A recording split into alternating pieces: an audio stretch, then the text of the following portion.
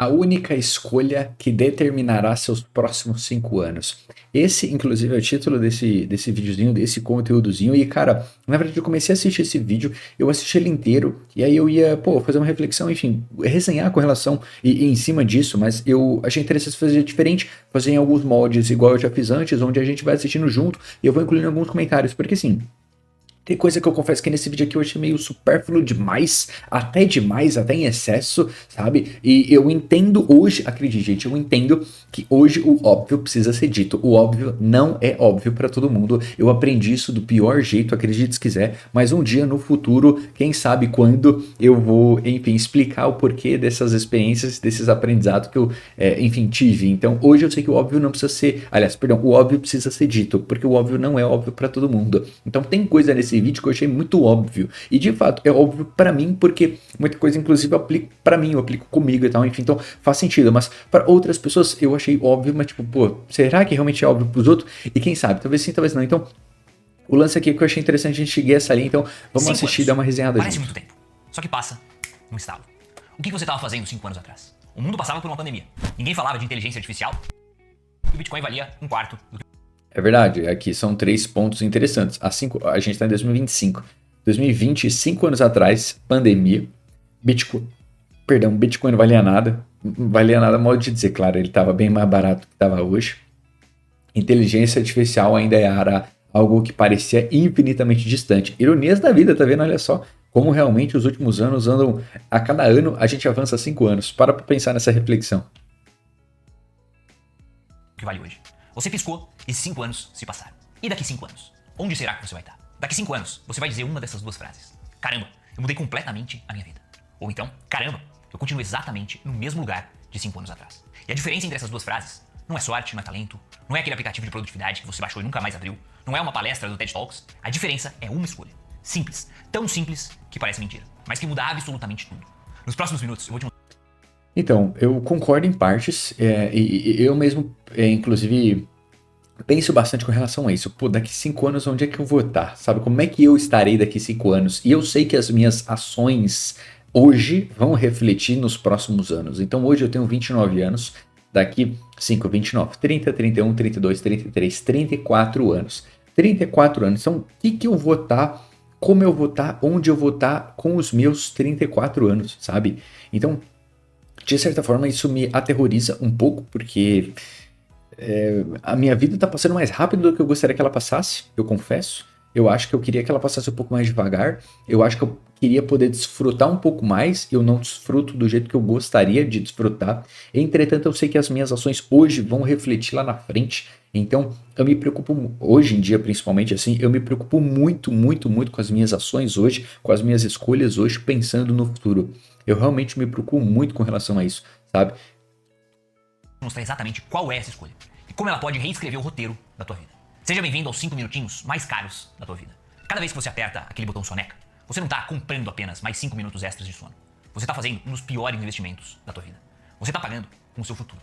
E eu vou te mostrar a matemática cruel por trás disso. Um estudo recente no campo da neurociência mostrou que o teu cérebro opera com até 40% mais eficiência nos primeiros 90 minutos após acordar. É como se você tivesse um superpoder neurológico que expira rapidamente. E a maioria das pessoas desperdiça esse superpoder apertando o botão soneca 2, 3, 4, 5 vezes, scrollando o feed das redes sociais, discutindo com estranhos nos comentários, caçando. Esse lance da manhã, eu acho que, apesar de eu entender os lances das pesquisas e etc., ainda assim eu acho que tem uma parada muito pessoal, muito particular das pessoas, sabe? Eu acho que isso envolve muita coisa. Eu acho que, por exemplo, a sua manhã, ela só ou ela só pode ser muito produtiva e você vai render mais se a sua noite foi excelente e se o seu dia anterior também foi excelente, porque uma coisa reflete a outra. Então pensa assim, hoje é só um reflexo do que aconteceu ontem. Então eu vou dar um exemplo. Ontem eu fui dormir relativamente cedo. Ontem, aliás, de ontem para hoje, eu dormi o tempo que eu precisava dormir, sabe? Porque eu já me conheço ao ponto de saber que eu tenho um mínimo de horas para eu ter um dia seguinte ótimo. No dia seguinte que eu não fico morto, que eu não fico me arrastando, que eu não fico cansado. Então, se eu durmo menos do que o mínimo para mim, o que eu já me entendi ao longo dos anos, meu dia é um saco. Então, de ontem para hoje, aliás, eu dormi bem, eu dormi esse período de tempo E consequentemente hoje eu acordei, então quando eu acordei, pô, eu ainda enrolei realmente na cama uns 10 minutos, só que eu não tava com o celular, não tava com nada, tava só, tipo, literalmente olhando pro teto pensando na vida.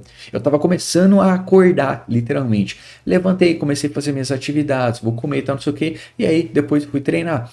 Fiz um excelente treino, um treino bacana, um treino legal, e aí, enfim, continuei as rotinas e as atividades da vida. Só que hoje é um dia típico, porque hoje enfim, feriado aqui na cidade onde eu moro, e é no meio da semana.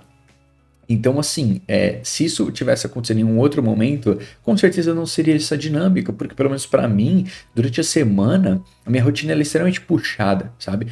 Os meus horários, as minhas geografias e o trânsito que eu tenho que ir de um ponto para o outro, e transporte público e tal, não sei o que. Então, assim, acaba corroendo e cansando muito. Então, geralmente as minhas manhãs não são tão boas assim, não, sabe? Por quê? Porque a minha manhã está sendo um reflexo da noite e do dia anterior. Então, por isso que eu falo, isso aqui depende. Se os testes foram feitos em um ambiente controlado, é uma situação. Só que também envolve uma série de coisas. Como é que está a vida daquelas pessoas, o trabalho daquelas pessoas, a questão financeira daquelas pessoas, a alimentação daquelas pessoas, sabe? A vida pessoal e a vida profissional, de modo geral, daquelas pessoas. Então, assim, eu acho que a gente tem que ter um pouco de nível e de senso crítico para fazer essas análises e interpretações. Por exemplo, essa que a gente está resenhando e conversando aqui. Algum produto que nem precisa. Enquanto isso, as pessoas que você admira, elas não são super-heróis. Elas não estão meditando no topo da montanha ao nascer do sol. Elas simplesmente estão acordadas. Não é que elas amem o som do despertador às 5 horas da manhã. É que esse horário é um terreno valioso, de verdade. É um momento sem mensagens urgentes, sem notificações desesperadas, sem emergências artificiais criadas pelo mundo exterior. É só foco puro e ininterrupto. É nessa janela que as grandes decisões são tomadas, que os projetos importantes avançam, que a vida realmente progride. E não é sobre ser uma pessoa matinal, é sobre não desperdiçar o seu estado mental mais afiado, assistindo vídeo de gatinho no Instagram, vendo memes que você nem vai lembrar 5 minutos depois, preso num buraco negro das redes sociais. Deixa eu te explicar o que está acontecendo cientificamente no teu cérebro quando você acorda. E isso vai mudar completamente a forma com que você enxerga esses primeiros minutos do teu dia. Primeiro, o cérebro está no auge natural da dopamina, o famoso neurotransmissor da motivação. E o cortisol está subindo na medida exata para te tirar do modo hibernação e te colocar em um estado de alerta produtivo. É basicamente um coquetel químico natural de alta performance que a evolução criou especificamente para impulsionar você nessas primeiras horas do dia. Segundo, as pesquisas em neurociência mostram que o nosso cérebro tem maior capacidade de formar novas conexões neurais durante períodos de alta concentração e baixa distração. Traduzindo para o português claro, o seu cérebro está mais receptivo a criar novos padrões de pensamento, novos padrões comportamentais, quando você está focado, sem nenhuma interferência externa.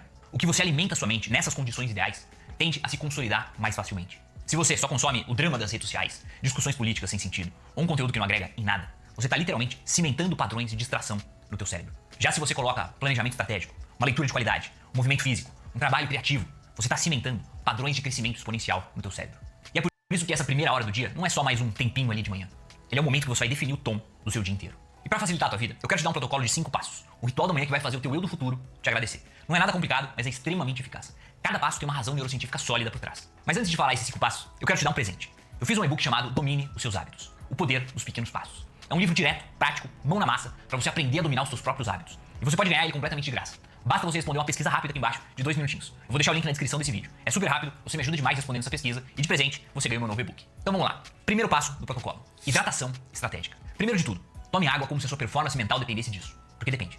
Depois de 7, 8 horas sem hidratação durante o sono, o teu cérebro está operando no modo emergência. Estudos do Journal of Nutrition mostram que mesmo 2% de desidratação reduz a performance cognitiva em até 23%.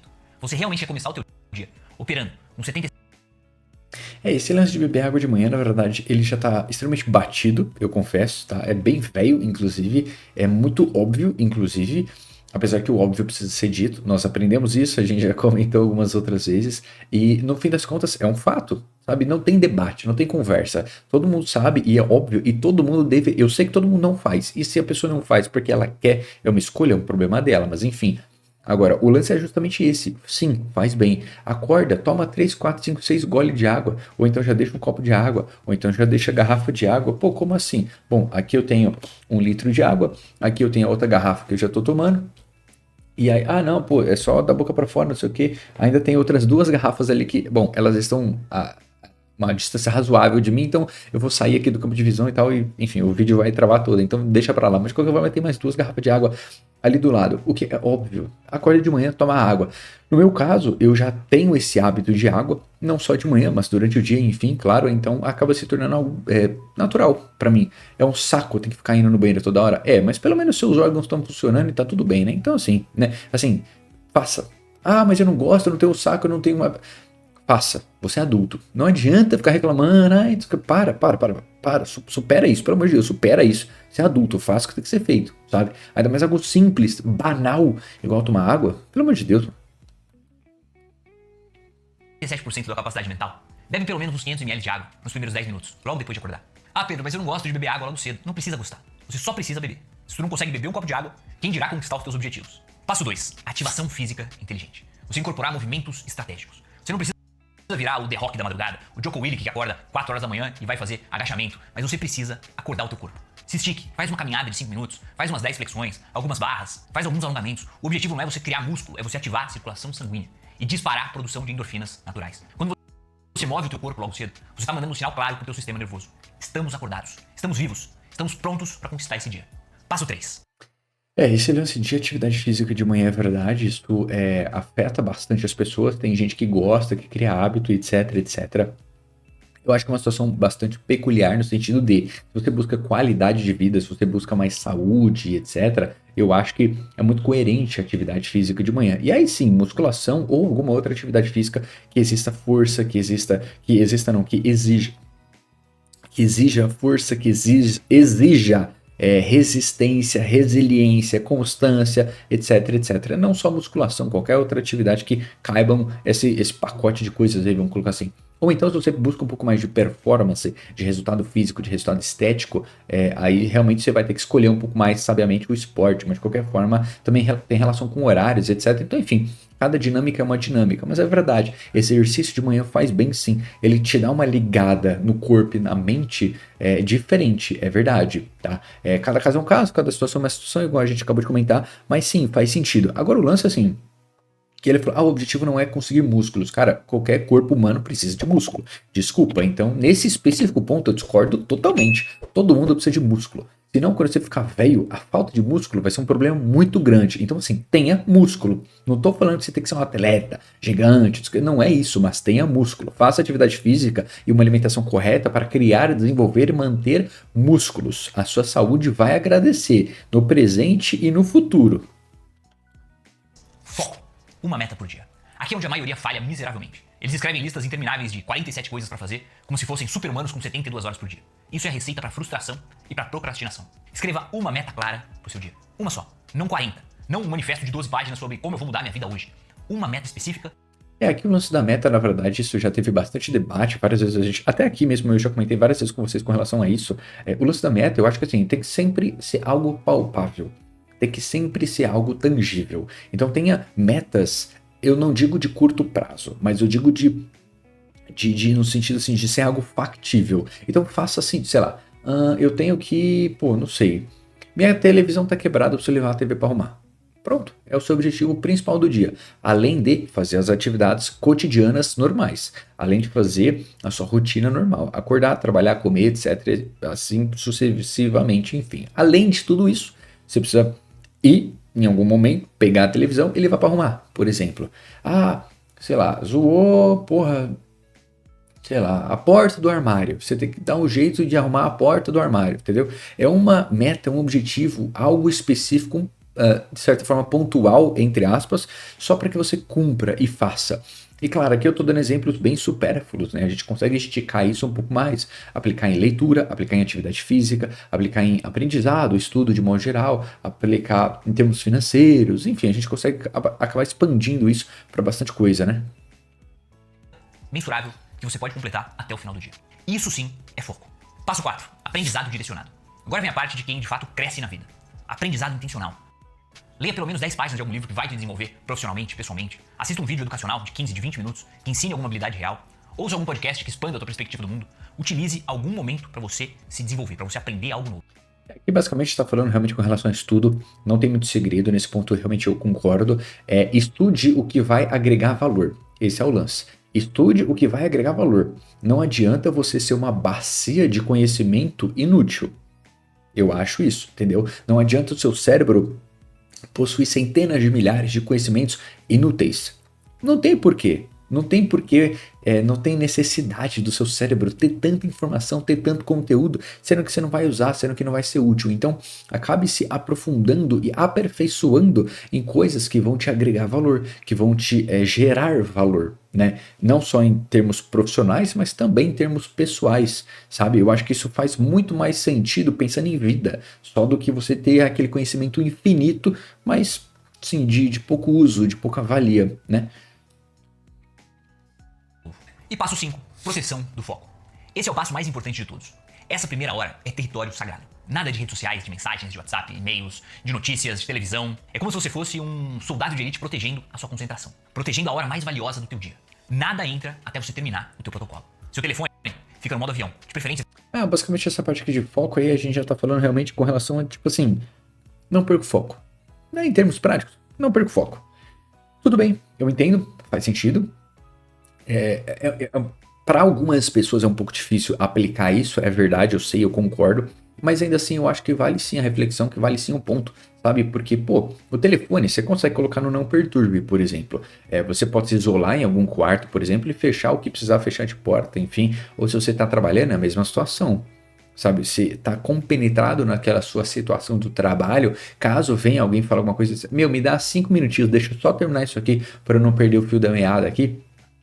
Eu faço isso no trabalho. Vem gente conversar, tipo, se a pessoa levanta de onde está, vem até onde eu tô para conversar, para falar de algum assunto, seja do trabalho ou não, eu falo na boa. Se eu tô realmente compenetrado ali, eu preciso de plena atenção naquilo que eu tô fazendo, você, meu, me dá 5 minutinhos, deixa eu só terminar isso aqui para não perder a linha de raciocínio e eu já, enfim, a gente senta e conversa, enfim, faz o que tem que fazer, não importa, sabe? Isso acontece, faz parte e é importante. Quanto mais o mundo você tenta abraçar, mais difícil, mais complicado vai ser. Mais difícil, mais complicado vai ficar. Então, eu acho que é um ponto de bastante atenção também para você ter um cuidado com relação a isso, sabe? Mas de qualquer forma, eu espero que tenha feito sentido, que tenha feito nexo para vocês toda essa reflexão, essa resenha, esse bate-papo, tá? Não se esqueçam de se inscrever aqui no canal, de curtir o vídeo. Dúvidas, sugestões, campo dos comentários totalmente à vontade. A gente se vê no próximo vídeo. Até mais, eu fui.